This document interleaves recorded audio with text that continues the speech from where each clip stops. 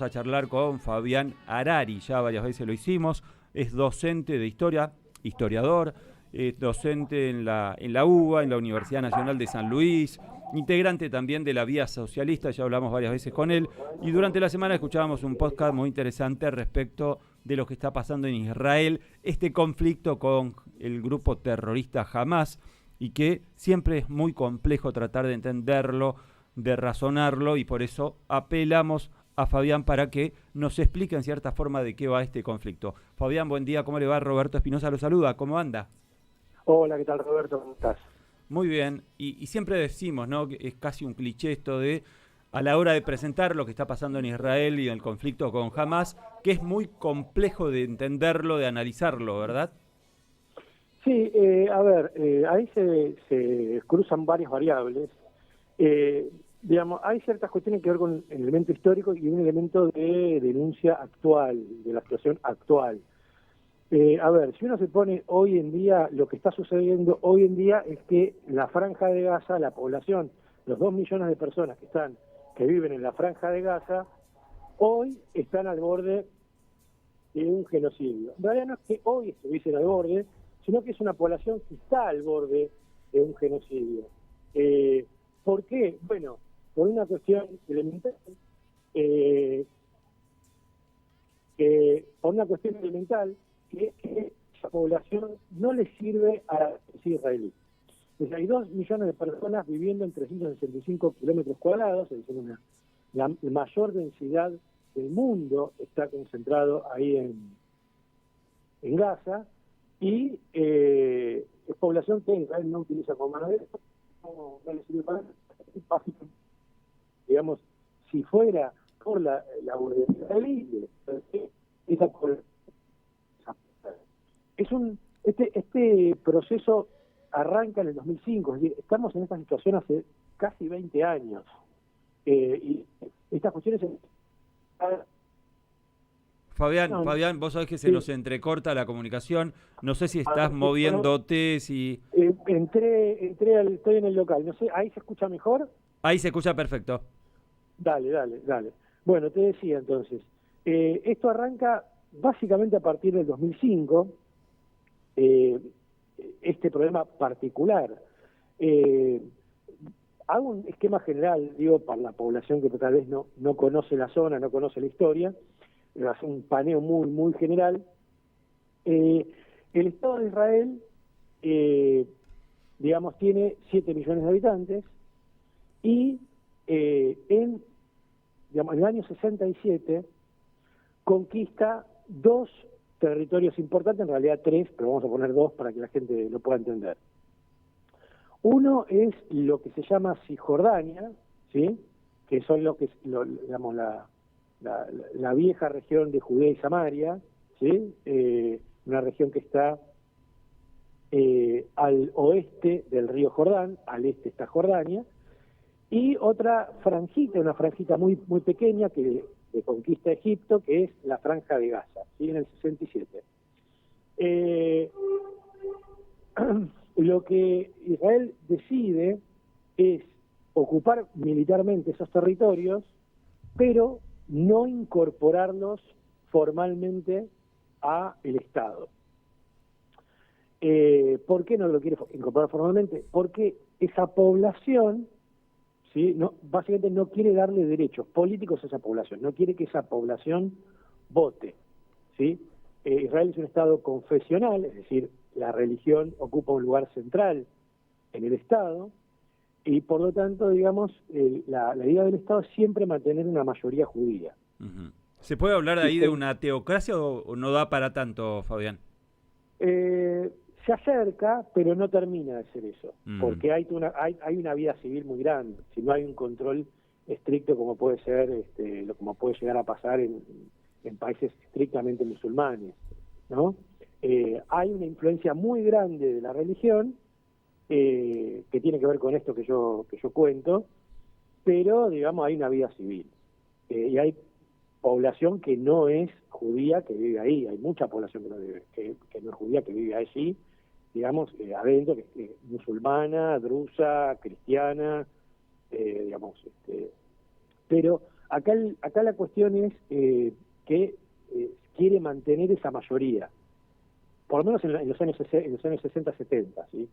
Quiere mantener esa mayoría, hasta los años 90, digo. Quiere mantener esa mayoría, por lo tanto, si permitía que la población que había sido conquistada tuviera derechos políticos, estaba en peligro esa mayoría judía en términos, digamos, electorales y políticos, ¿sí? Entonces, lo que hace es ocupar los territorios militarmente, pero no incorporar a la población. Entonces, esa población se integra económicamente a Israel, pero no políticamente. ¿Se entiende? Ujú. Es como si yo dijera, bueno, todos los obreros de La Matanza, por dar un ejemplo, estamos acá en Buenos Aires, por eso digo La Matanza, Ujú. todos los obreros de La Matanza desde ahora no pueden votar. No se pueden organizar, no pueden armar sindicatos, no pueden armar partidos, no pueden armar nada. Pueden venir a Capital, pueden trabajar, pueden, digamos, trabajar para las empresas argentinas, todo lo que sea, pero ahora no van a tener, todos los que viven en La Matanza no tienen derechos políticos. No tienen, bueno, mira, entonces La Matanza no es parte, no, sí. Ahora, Yo no tires ideas, Fabián, mirá si te lo copian todavía, a esta altura. Bueno, claro, yo iba a poner el ejemplo de Chaco, pero bueno, Claro. no quería herir susceptibilidades. Pero bueno, No, pero se entendió. tiene que ver incluso, es muy parecido, por ejemplo, lo que pasaba con los negros en Estados Unidos. Es decir, los negros estaban incorporados a la vida económica norteamericana, pero no podían ni votar, ni organizarse, tenían que ir a baños separados, subir en lugares, en bares separados, había, ¿cómo se llama? Los autobuses tenían que ocupar un lugar especial, o sea, hay una especie de segregación, ¿no? Lo mismo empieza a pasar aquí a partir del 67, ¿sí? ¿Qué pasa en el 2005? En el 2005, estoy siendo muy breve, ¿no? En el 2005, el Estado de Israel, sobre todo la burguesía israelí, ¿por qué digo la burguesía israelí? Porque acá no es una cuestión de judíos contra árabes, tiene que ver bien claro. Israel hoy tiene 7,5 millones de personas, y en los territorios ocupados hay 5,5 millones. Por lo tanto, los 7,5 millones de personas que están en Israel, que viven en Israel, que son, en la mayor parte son judíos, no son los responsables de todo lo que está pasando, ¿sí? Y no se benefician en nada, o se benefician muy poco con todo lo que está pasando, ¿sí? Acá los intereses no es de los judíos, es el interés de una burguesía, de una clase social, de un grupo empresarial, o sea, de una clase empresarial israelí que, digamos, tiene estos intereses de usar mano de obra en forma muy barata y no darle derechos políticos. Eso es lo que pasa desde el 67 hasta los años 90 y sobre todo hasta el 2005 con la mano de obra de Cisjordania y Gaza. Es decir, es mano de obra que trabaja para las empresas israelíes, ya sea en forma directa, es decir, cruzando la llamada línea verde, que es la línea que separa el territorio oficial de los territorios ocupados, y trabajando en las empresas israelíes, o subcontratando, es decir, mucho trabajo a domicilio, que acá los llaman los costureros, viste que, digamos, entregan mercadería, hacen el trabajo y, digamos, y después lo vienen a buscar, es decir, una diversa forma de trabajar para la economía de Israel, o sea, integrarse en la economía de Israel. ¿Qué pasa a partir del 2005? A partir del 2005, básicamente por varios motivos, pero uno de ellos, por ejemplo, es la migración con la caída de la Unión Soviética, hay una migración muy fuerte de población que vivía en la Unión Soviética o en los países de la Unión Soviética que se declaraba judía y que quería ir a Israel. Y por ley, cualquier judío tiene el derecho a la ciudadanía israelí. Entonces, Israel recibe más o menos, digamos, 2 millones de 20 años, no en un momento, pero en 20 años recibe unos 2 millones de migrantes, más migrantes fijos, más después muchos migrantes temporarios, sobre todo trabajadores tailandeses, filipinos, ¿no? Y eso hace que ya la mano de obra de los territorios ocupados no sea tan importante. La de Cisjordania sigue teniendo un papel, por otras razones que ahora no podemos especificar, si lo explico, pero la de Cisjordania mantiene un papel, por eso fíjense que el problema aparece en Gaza y no en Cisjordania, pero la mano de obra de Gaza deja de tener importancia. Y por lo tanto, a partir del 2005, Israel retira a los colonos, Israel había puesto colonos, digamos, el Estado de Israel había puesto colonos, es decir, toda gente que no tenía lugar o por problemas de vivienda y habitacionales en Israel, se los ponían en territorios ocupados, se armaban ciudades. Por ejemplo, digamos, del año 78 hasta la actualidad se armaron más o menos 130 ciudades de colonos, ¿sí? Israel construía una ciudad y llevaba gente del territorio de Israel a los territorios ocupados. En el 2005 retiran a todos los colonos de Gaza, es decir, Israel se retira de Gaza y la precinta. Y eso significa que Israel ya no quiere tener más nada con esa gente. Es decir, ni que trabaje, ni la tierra por los territorios ocupados, ni nada. Ajá. ¿Y esto por qué, Fabián? Como te digo, por un lado, porque Israel ya, la mano de obra que necesitaba ya la tiene, no necesita mano de obra. O sea, ya los usamos, ya no los necesitamos, sería. Exactamente, ya no los necesitamos. Entonces, y Egipto tampoco lo necesita. La Franja de Gaza pertenecía a Egipto. Hasta el 67 fue jurisdicción de Egipto, y hasta el 79, hasta los acuerdos de Camp David, Egipto reclamaba la soberanía de Gaza. Por el acuerdo del 79, es más, Israel le quiere devolver a Gaza a Egipto, y Egipto dice no, yo no. Es otro problema que tiene Gaza, la población de Gaza. Por el problema que tiene la población de Gaza, no es solamente con Israel, sino también con Egipto, porque esa población que quiere trabajar en Egipto, quiere vender algo a Egipto, quiere pasar a Egipto, Egipto no le permite. Egipto no le permite a esa gente cruzar la frontera, es refugiarse. No es un problema solo de Israel, es de Israel y de Egipto. Esto es importante, porque ahí está mostrando el problema de clase, por encima de cuestiones nacionales. Entonces, esa población está presentada. Población que nadie quiere. Claro, ¿se puede hablar de un apartheid ahí? Claro, sí. Yo, incluso más que apartheid, tenemos que hablar de bantustianización, que es un proceso que parece en África del Sur, en Sudáfrica, perdón, donde se crean enclaves, es decir, a la población se la mete en enclaves aislados, que son como precintados, y se los usa como mano de obra, pero hay gente que está ahí como presa en la ciudad. Eso aparece en Cisjordania. En Gaza, más que apartheid, porque el apartheid es, vos estás integrado, pero no te doy derechos políticos.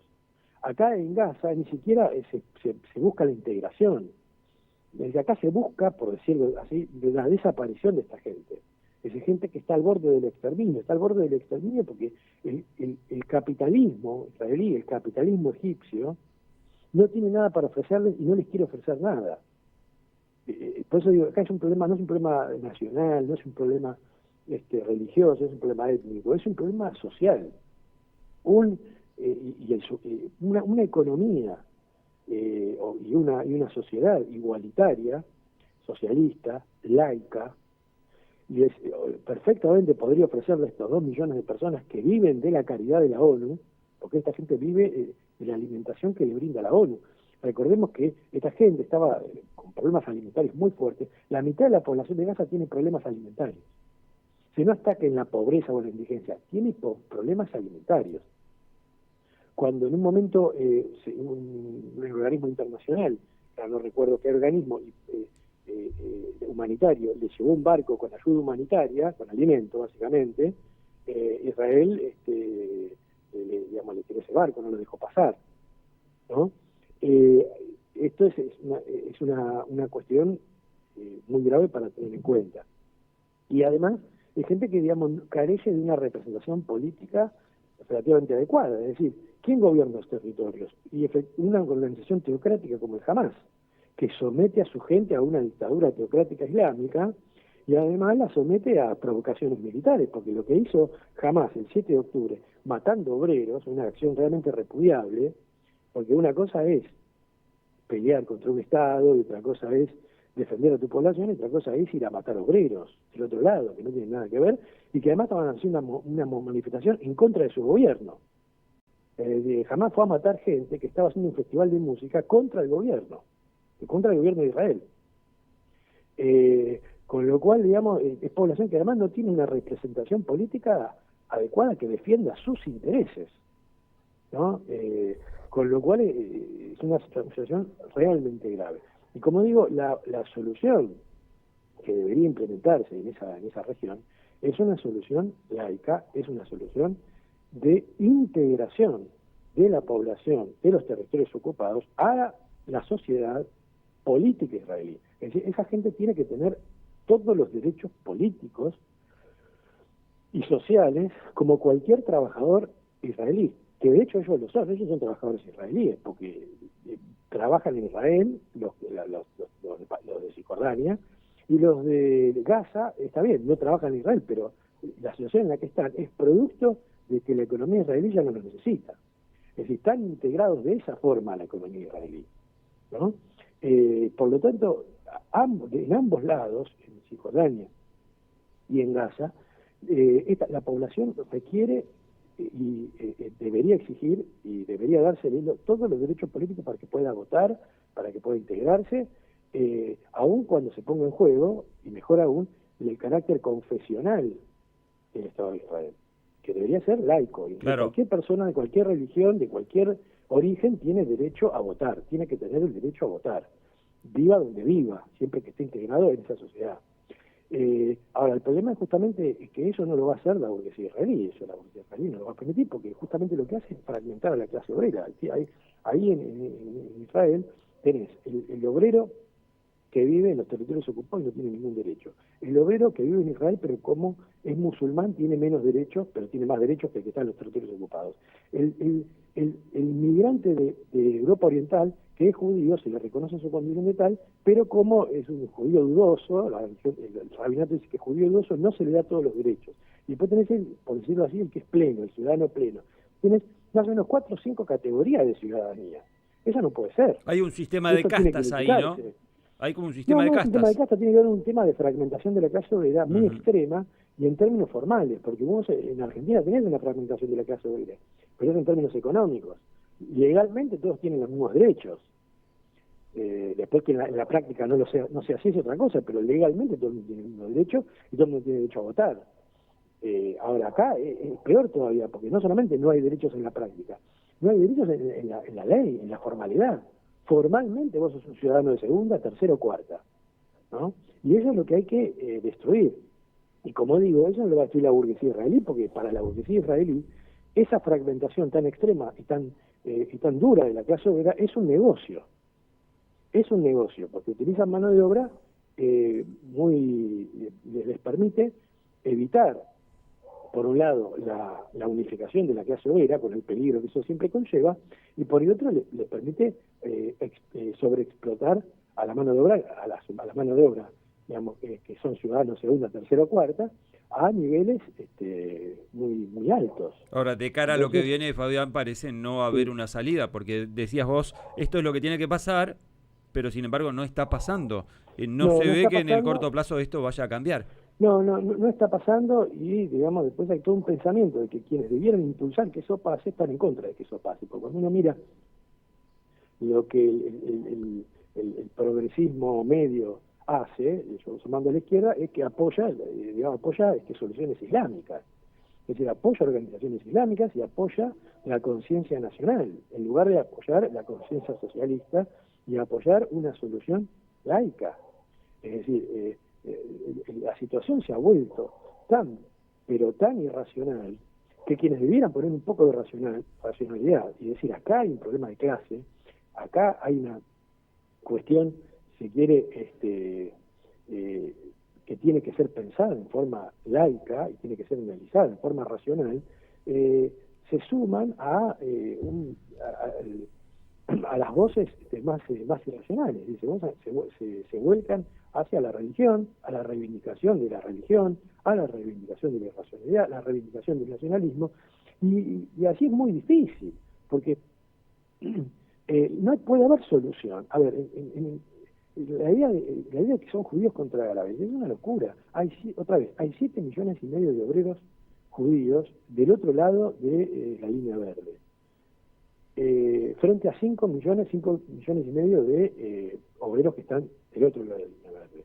Y no hay solución posible con 7 millones, dejando afuera esos 7 millones y medio de obreros. No hay solución posible, por un lado. Y por el otro, otra vez, no hay solución posible. Sometemos a la gente que está en los territorios ocupados a una dictadura islámica. Entonces, porque además, ya de por sí, tenemos que separar a la mitad de la población, que son mujeres. La mitad de de los 5,5 millones de población que están en los territorios ocupados son mujeres. Según la ley islámica, las mujeres no tienen nada para hacer, que tienen que quedar en su casa y digamos, ser sirvientas del varón. ¿Así vamos a liberar a esta gente? Entonces, digamos, esto es importante, hoy, que se entienda bien. Uh-huh. Es importante, primero, para poder resolver el problema, los más perjudicados tienen que tener la mejor política, no la peor. Porque si no, otra vez, siempre apoyamos programas que van al fracaso y perpetúan la situación. Ahora, qué escenario muy complejo, verdaderamente, Fabián.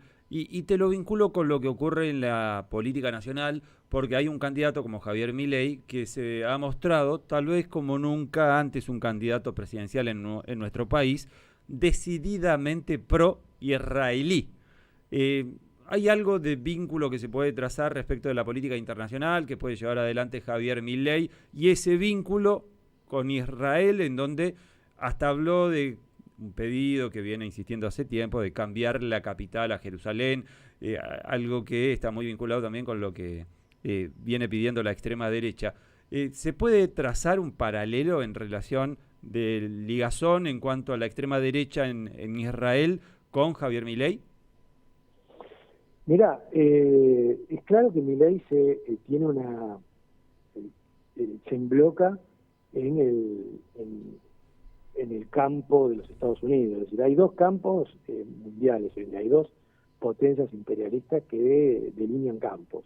De un lado Estados Unidos y de otro lado China. Milei dijo abiertamente que él con China no quiere ni comerciar, lo cual es muy relativo, porque en un momento que vos te asumís, tenés que comerciar con todo, para dejar que la Argentina no le venda soja a China, ¿no? Es una cosa muy...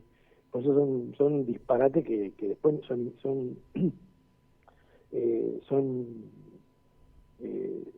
impracticables, ¿sí? Son impracticables. Y si él quiere gobernar, no te digo 4 años, pero por lo menos un mes tiene que abandonarlos.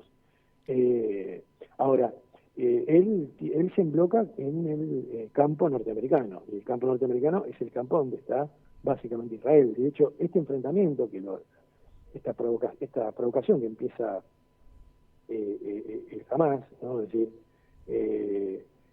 tiene que ver con no quiero decir que no haya motivos para rebelarse contra el Estado de Israel. No estoy diciendo que no haya motivos, pero que cuando digo es una provocación, digo es una acción muy responsable. Vos tenés que defender a tu población, no la podés someter a una provocación que está haciendo todo esto. Alguien puede decir, bueno, pero Israel podría hacer esto igual. Sí, lo puede hacer igual, pero una cosa es que Israel lo haga igual, y lo cual, bueno, vos tenés vos haces tu política, y otra cosa es que, digamos, vos vayas y provoques todo esto, ¿no? Vos vayas y alientes todo esto. Hay una diferencia, por eso digo que hay una provocación inútil, ¿sí? Lo que digo es, esta provocación del 7 de octubre tiene que ver con que Israel estaba en negociaciones con Arabia Saudita de paz. Y el problema era que Irán también estaba en negociaciones con Arabia Saudita para poner fin a la guerra civil en Yemen, auspiciadas por China. Esas negociaciones entre Irán y Arabia Saudita están auspiciadas por China. Cuando Israel avanza sobre un intento de tratado de paz con Arabia Saudita, aparece esto, que es básicamente un intento de romper la relación de Israel con Arabia Saudita y con el mundo árabe, a través de esto, ¿no? Obviamente Israel aprovecha todo eso para hacer, digamos, las barbaridades que está haciendo en Gaza, que son barbaridades que, como te digo, arrancan desde 2005, ¿no? Es decir, cada tanto a nosotros nos llega, ahora no me acuerdo, no tengo la última cifra, pero hay 3.000 muertos más o menos de un saque, bombardeo de hospital. Bueno, todo lo que ustedes ven que es inhumano, digamos, y es realmente un escenario dantesco en Gaza, que como digo, es población, cuando yo dije en su momento, creo que lo dije en 2006, que es cuando Sharon mandó a retirar los colonos de Gaza y presentarlos, yo dije, acá hay una población que digamos, está amenazada de un genocidio. Por lo tanto, esto es parte de eso. Pero digo, tiene que ver con esa geopolítica. Y ahí es donde se mete Milei. Milei, digamos, piensa digamos, en estructurarse bajo idea norteamericana a rajatabla. Claro, por eso como habla... digo, es muy difícil que lo pueda hacer. Claro. Argentina necesita venderle a mucha gente y no puede. De hecho, Massa, que era el delegado de la embajada norteamericana, si había alguien que tenía un contacto fluido con la embajada norteamericana, era Massa. Y sin embargo, digamos, ahora vive con el swap de China. Si llega a las elecciones con los 6.500 millones de dólares que le da el swap de China, y ahora es aliado de China. Entonces, esa construcción de Milei, digamos, solo Estados Unidos y nada más, es imposible, porque más allá de las ideas de Milei responde a una clase social que es la burguesía argentina. La burguesía argentina quiere hacer negocio con todos, y con los dos. Es más, la burguesía argentina se beneficia de esta pelea entre Estados Unidos y China, ¿no? Ahora, Fabián, cuando Javier Milei quiere o plantea esta propuesta de mudar la embajada argentina desde Tel Aviv a Jerusalén, ¿por qué lo dice? ¿Qué beneficio podría traerle aparejado a Javier Milei de sostener esto? Básicamente es un alineamiento con Estados Unidos. A ver, Jerusalén es una ciudad que en el 48 se declara como ciudad internacional, eso después no se respeta, queda bajo jurisdicción jordana, y digamos, el nacionalismo palestino, incluso el nacionalismo árabe, quiere declarar Jerusalén como lugar que es un lugar sagrado para las religiones judía, cristiana y musulmana, y lo quiere declarar como, digamos, capital del Estado palestino, ¿sí? Israel, digamos, hasta el 67, Jerusalén está partida en dos: la llamada Ciudad Nueva, o Jerusalén Oeste, y la Ciudad Vieja, la parte de Jerusalén Este, que está más allá de la Ciudad Vieja, ¿no? Israel construye al oeste de Jerusalén, queda lo que se llama Jerusalén Este, que es conquistado en el 67, y la parte de Jerusalén Este nunca, digamos, no termina de ser anexada hasta hace poco que fue formalmente anexada Jerusalén Este, y hay una cantidad de asentamientos. Bueno, la idea de muchas embajadas, en el 48, cuando reconocen a Israel, no pueden poner su embajada en Jerusalén porque básicamente todavía no está formalizada, entonces la ponen en Tel Aviv. Sí, Israel lleva todas sus instituciones, como el Parlamento, la Corte Suprema, todo eso, a Jerusalén, a la parte oeste, la parte construida por Israel. En el 67, cuando se conquista Jerusalén Este, Israel declara la llamada unificación de Jerusalén, pero el resto de las embajadas, por una cuestión diplomática y por no pelearse con el mundo árabe, dejan las embajadas en Tel Aviv. Salvo, creo que la norteamericana, que va a Jerusalén. Entonces la idea de Milei es decir, bueno, yo la voy a poner en Jerusalén, como digamos, reconociendo que Jerusalén es la capital de Israel y no va a ser la capital de ningún Estado palestino. En realidad eso es una discusión menor, es una discusión muy menor. Porque otra vez, acá no hay una causa nacional palestina, no hay una economía, una burguesía, una sociedad, por decirlo así, puramente palestina, que pueda sostener un Estado propio. O sea, no hay una causa nacional acá. Acá lo que hay es una población que está integrada a una sociedad y una economía israelí que está segregada. Entonces, la idea de la causa nacional palestina es un imaginario.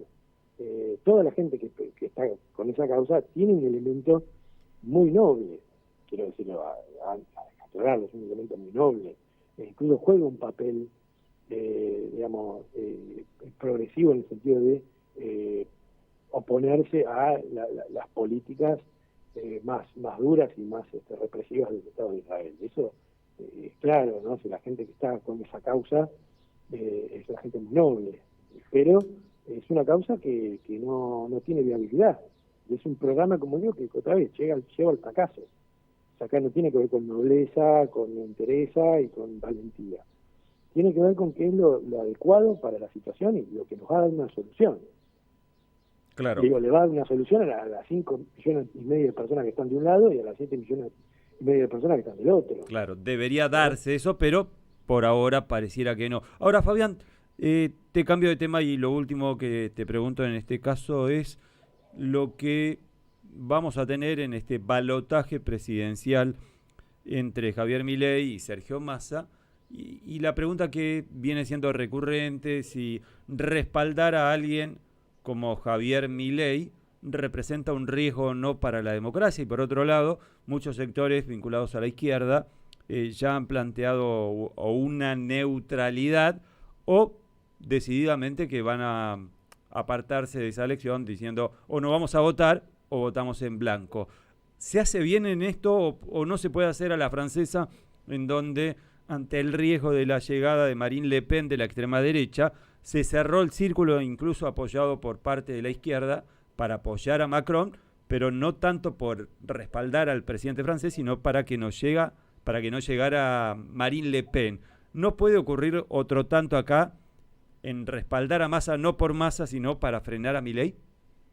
Mira, yo no sé lo que va a hacer la izquierda, y eso es preocupante, porque la izquierda ya debería tener una posición muy clara. No se puede apoyar a ninguno de los dos. Milei no es Hitler. O sea, acá no tenemos un fenómeno fascista, no están las Sturmabteilung en la calle matando comunistas. Esta no es la situación de Alemania en la década del 30 ni en la década del 20. Y no tenemos a los fallos de combatimiento, o sea, las camisas negras también haciendo lo mismo y cantando el terror de los somos el terror de los comunistas en la calle. No tenemos eso. Quiero decir esto, primero, Milei no es un fascista, puede tener ideas medio fascistoides, de expresiones de lo más disparatadas, pero no estamos ante un fenómeno fascista aquí en la Argentina. Primero. Segundo, que gane Massa o que gane Milei no significa que la democracia, que gane Massa no significa que la democracia esté a salvo.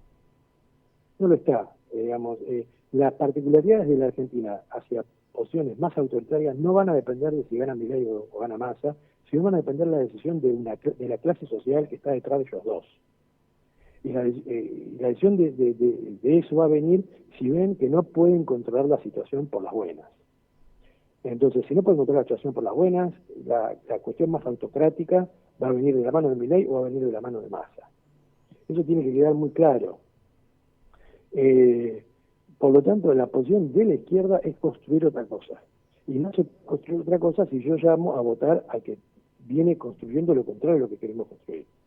Si no se puede construir otra cosa, no se puede construir una salida socialista, si yo llamo a la gente a votar al tipo que es responsable de una inflación anualizada del 300%, que es el responsable de la pulverización del salario y de la multiplicación de la pobreza y la indigencia en la Argentina. Y, es muy preocupante que un tipo así haya llegado al balotaje. Es preocupante que Milei haya llegado al balotaje. Los dos son preocupantes. Pero la posición de la izquierda debería ser votar en blanco. Claro, yo la escuchaba, por ejemplo, Fabiana Miriam Breckman decir, queda claro que no son lo mismo Milei y Massa. ¿Para vos no tanto? Pero la cuestión acá es interesante, ¿no? Es que vos y yo no somos lo mismo, pero somos dos personas. Claro. Y para un perro somos dos personas. ¿Se entiende? Sí. Si yo no como si yo soy vegetariano, es obvio que la carne de cerdo no es lo mismo que la carne de vaca no es lo mismo que la carne de pollo. Pero yo soy vegetariano, yo estoy construyendo otra cosa. Entonces, yo quiero construir el socialismo, yo quiero construir una fuerza que cambie la Argentina radicalmente, que provea soluciones reales a la gente. Entonces, yo no puedo llamar a votar a alguien que viene a ajustar, a alguien que ya viene ajustando y que va a hacer un ajuste todavía peor. Primero, porque no me quiero hacer responsable de eso. Segundo, porque yo quiero llamar a pelear contra eso. ¿Y cómo yo voy a llamar a pelear contra eso si yo llamo votando? Es una locura. Entonces, el llamado tiene que ser a construir otra cosa. Para construir otra cosa, lo único que hay que hacer es rechazar a estos dos. Y que cuanto más seamos quienes rechazamos a estos dos, más va a quedar en claro que la población no acepta este tipo de políticas. Esto es importante. Porque, digamos, siempre aparece la idea del mal menor. La idea del mal menor es el mal. Yo acepto el mal, ¿no? Y además, otra vez, uno no sabe dónde está el mal menor en este punto. realmente no lo sabe. Claro, viste, Fabián, que varios argumentos que se dan desde el sector de Milei, incluso desde el sector de Juntos por el Cambio, rotulan a Sergio Massa como diciendo, no, tenemos que frenar al socialista Massa, o al socialismo que representa Sergio Massa. Habla también de populismo, entre otras cosas. Pero ¿te sorprende que se lo ligue livianamente al socialismo con Massa, como en su momento el propio Milei lo hizo con Rodríguez Larreta, por ejemplo, que nada tienen que ver con el socialismo? No me sorprende, mira, no me sorprende porque los responsables, en parte porque es la locura de Milei, ¿no? La persona está completamente desquiciada, pero no me sorprende porque además parte de la responsabilidad, no es decir que son los responsables, pero parte de la responsabilidad de esta situación tiene que ver con esa izquierda que vota a los peronistas, o que coincide con los peronistas, o que le parece que los peronistas son algo un poco mejor, ¿no? Porque en el fin, cuando Miriam Bregman dice, y bueno, Massa es mejor que Milei, y básicamente lo que está tratando de hacer es llamar a votar a Massa. Ya hay algunos partidos del FITU que llamaron a votar a Massa, lo que está haciendo es darle pasto a Milei. Milei dice, ves que son todos, ves que sí, son de izquierda, como acá la izquierda está llamando a votar a Massa. Pero eso lo puede decir desde antes, cuando la izquierda armó el frente anti-Macri, es el igual kirchnerismo. Marchaba con el kirchnerismo, apoyaba el kirchnerismo, en realidad ahora hay que combatir a Macri como si Macri fuera Hitler, ¿no? Y mientras Macri además pactaba con todos los movimientos sociales a través de Carolina Stanley. Entonces, claro, y se arma eso, es lo peor. Lo peor para la izquierda son esta gente, no Milei.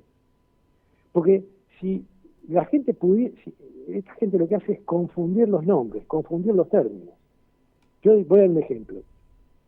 La gente que viene de Venezuela, vos le hablas de socialismo y sale espantada. Y tiende a votar a Milei porque dice que está en contra del socialismo. ¿Por qué? Y porque la gente de Venezuela cree que el socialismo es el chavismo, la dictadura chavista.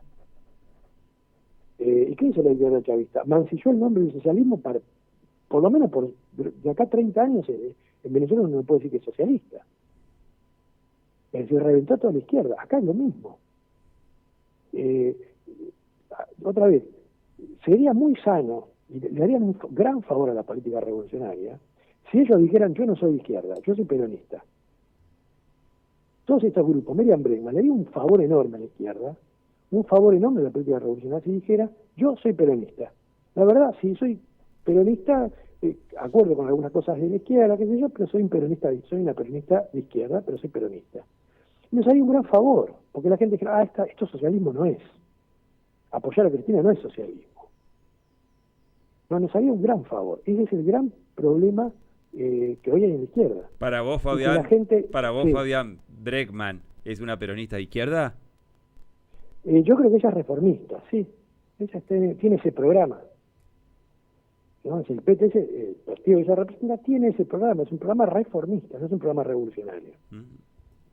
¿No? Y en ese sentido tiene una conciencia muy fuerte con algunos aspectos del peronismo. Yo no te podría decir que el PTS es un partido directamente peronista, porque el peronismo es algo más que el reformismo. Y eso es algo más. Yo cuando dije que ella diga que es peronista, lo que quiero decir es, bueno, yo voy a votar a los peronistas, yo me alío con los peronistas, yo quiero estar con los peronistas. Y quiero ser parte de este movimiento, aunque quisiera transformarlo por dentro para convertirlo en algo más reformista, más puramente reformista. ¿Entiendes? O sea, básicamente es la estrategia Montoneros. ¿Sí? El peronismo es algo más que eso, porque el peronismo importa eso. Pero lo que quiero decir es, le haría muy bien, le haría muy bien a la izquierda, le haría muy bien a la política revolucionaria, que quienes no son revolucionarios dijeran, yo no quiero la revolución, yo no quiero el socialismo, yo quiero un capitalismo más amable. Y el peronismo parece que me lo va a ofrecer. Y punto. Nos harían bien. Bien, clarísimo como siempre, Fabián. Te agradecemos, te mandamos un abrazo grande y será hasta la próxima. No, muchísimas gracias a ustedes. Al contrario.